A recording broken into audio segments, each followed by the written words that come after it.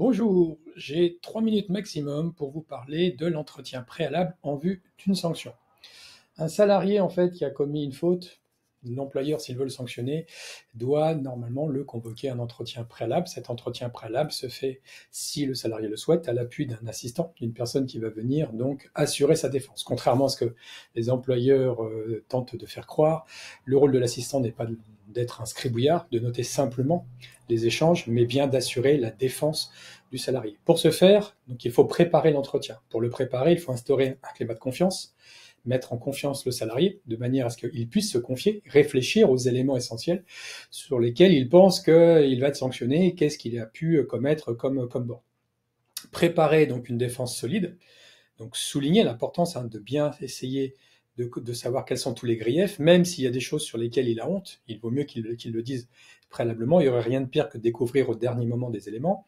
Essayer donc de collecter tous les documents utiles nécessaires à sa défense, informer le salarié des étapes suivantes, et puis échanger sur les souhaits du salarié. Si le salarié a envie de sortir de la situation de travail, de quitter l'entreprise, ce n'est pas la peine d'essayer de tout faire pour le conserver au sein de l'entreprise. Demander au salarié de confirmer qu'il a bien tout dit, l'informer que si ce n'est pas le cas, ça va être très compliqué d'assurer sa défense. Donc bien préparer l'entretien en amont, noter au fil des échanges avec le salarié les questions pour lesquelles eh bien, ça va nécessiter des réponses, les éclairages, les éclaircissements nécessaires, les éléments du rapport de force aussi pour essayer de convaincre l'employeur de ne pas sanctionner le salarié s'il a envie de rester dans l'entreprise, et puis essayer d'anticiper autant que faire se peut l'argumentation de l'employeur et préparer des contre-arguments si on peut.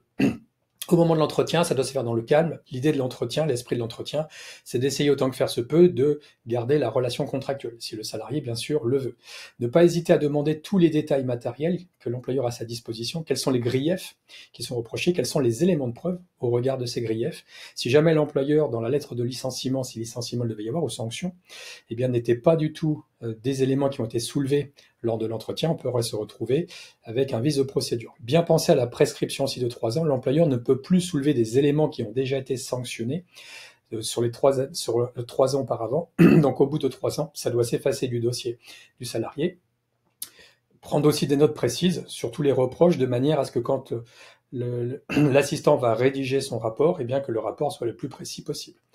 Contester les arguments, les faits évoqués par l'employeur. La faute doit être exacte, existante et objective, suffisamment grave, proportionnelle à la sanction. Bien garder son calme, rester factuel, solliciter au besoin des suspensions de séance pour échanger avec le salarié. Et enfin, sur les stratégies, anticiper, être vigilant, factuel, garder des traces, conserver un esprit critique, communiquer, enregistrer l'entretien potentiellement.